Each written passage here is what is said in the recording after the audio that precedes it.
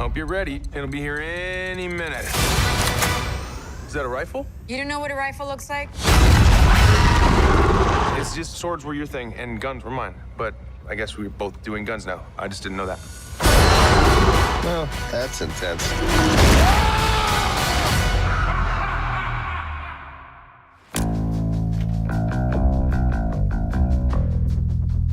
I see it within you.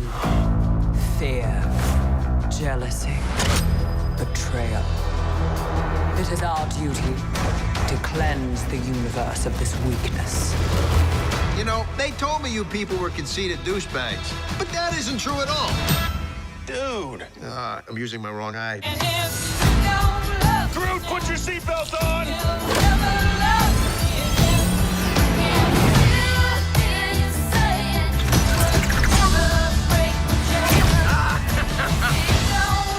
So we're saving the galaxy again? Yep. Awesome! We're really gonna be able to jack up our price if we're two-time galaxy savers.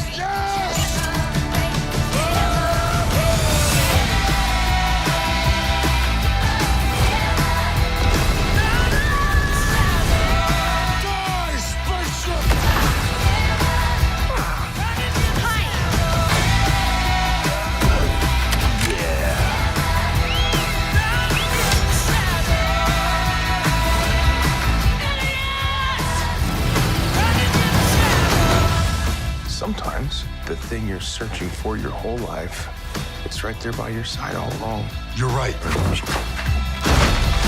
All you do is yell at each other. You're not friends. No, we're family. Except maybe her.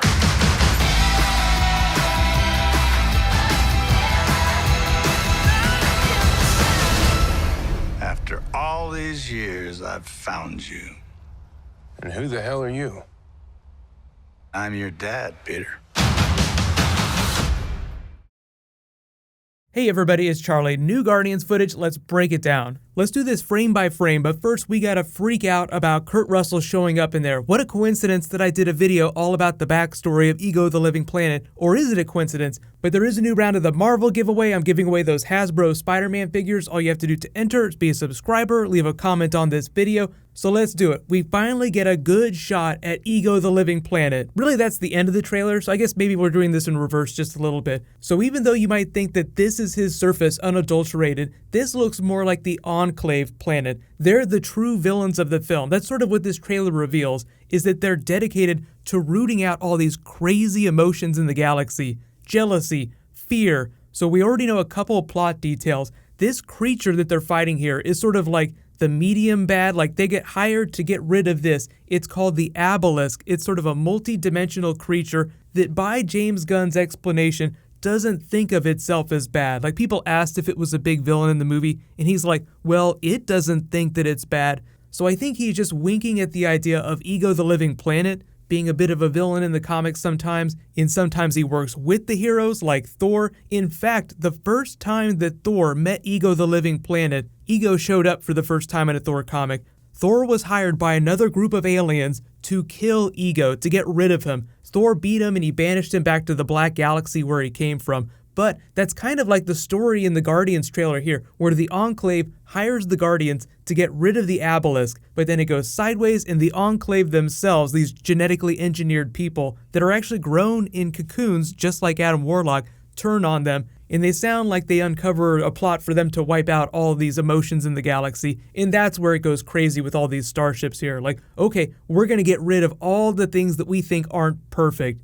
So what is more imperfect than the family that is the Guardians of the Galaxy? That's the whole thing too. We're not friends, we're family. So it's all about what you would do for your family, and then throwing into the mix Ego the Living Planet, who also has his own agenda too. So I don't think of him as a villain in the movie, but he's going to be just this huge force that Star-Lord has to contend with. Does he pick his father, his biological family, which is actually where they are right here. They're on Ego's surface while he's also in his human form. So they'll probably explain how his consciousness transfer works, because logistically it sounds like a nightmare, but it's actually really cool in the comics.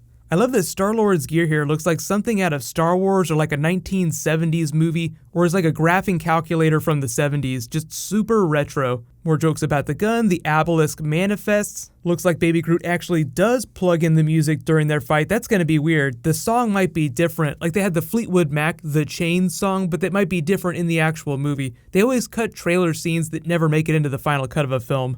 A lot more scenes of the Ravagers turning on the Guardians, and then later, them turning on Yondu. The way James Gunn explained it, because you see Yondu escaping from the Ravagers, is that the Ravagers are actually a really terrifying mercenary group, but Taserface feels like Yondu's gone too soft, so he issues a coup, takes over, and throws Yondu in prison with these others. So they have to escape, and that creates the impetus for Yondu to travel with the Guardians. And then, the Enclave hires the Ravagers to go after the Guardians. So it's kind of surprising James Gunn's explained this much of the plot, but that part of the plot isn't super important. It's really just him nailing the characters and the movie being fantastic. You know, you need a great story, but if the characters don't work, then it's going to be a terrible experience. Inappropriate Rocket, always funny. Love Baby Groot, who looks like he's eating M&Ms in this seat while they're in the middle of a firefight with the Enclave.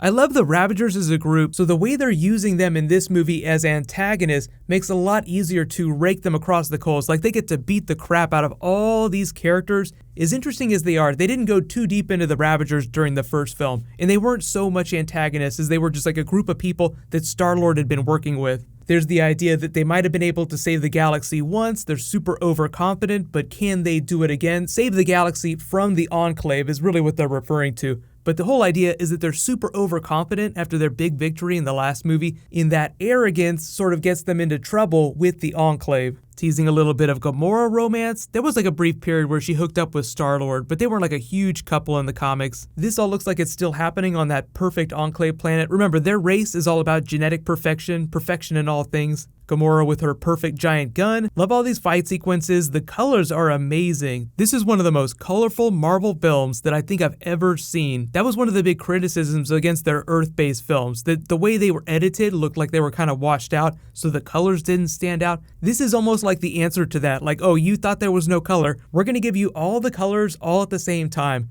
Red was actually a really important color for the first Guardians film.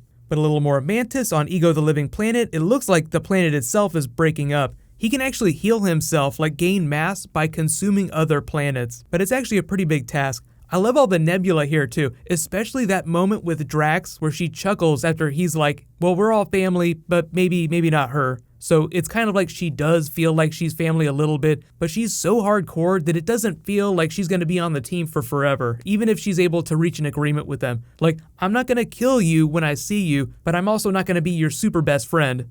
This is the inside of Ego the Living Planet ship, more on the Enclave's planet. This looks like it's the surface of Ego the Living Planet blowing up. And then Who's Your Daddy? I love that Kurt Russell mustache and beard. There were actually toys that were released last week, pictures that showed exactly what he looked like, so you guys might have known about this for a while, but this is actually footage that they screened at Comic-Con. They actually screened off this scene where he meets Star-Lord, but it was unfinished, like the CG wasn't finished, the editing wasn't done, so it didn't look as good as it did here, but it's the same basic scene. So let me know in the comments, what do you guys think about this? This is more of a story-based trailer that spells out what's going on, who the Guardians are actually going to be fighting against. Like, they were fighting against Ronan. He was the big villain of the first film, even though Thanos was in it. This trailer has them fighting the Obelisk, but he's not the true villain of the film. It's these guys. The Infinity Gem was a big MacGuffin, but now it looks like the big wrinkle, the Infinity Gem level wrinkle, is his father. But James Gunn did explain no Thanos, no Infinity Gems in this movie. So whatever process it is that he uses to give himself his human form, it has nothing to do with the Soul Gem.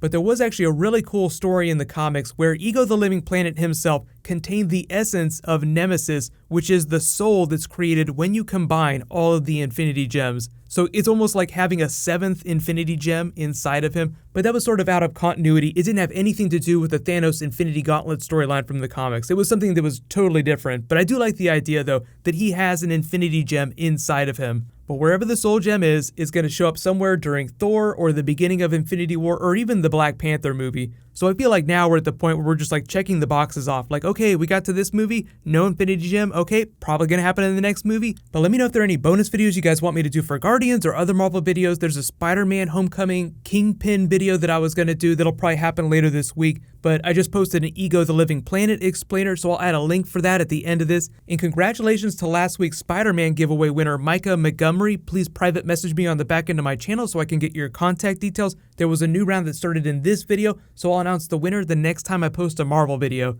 While you wait for that, you can click here to learn all about Ego the Living Planet's history in the comics, and you can click here for my Flash episode. Thank you so much for watching. Let's high five. I'll see you guys in the next video.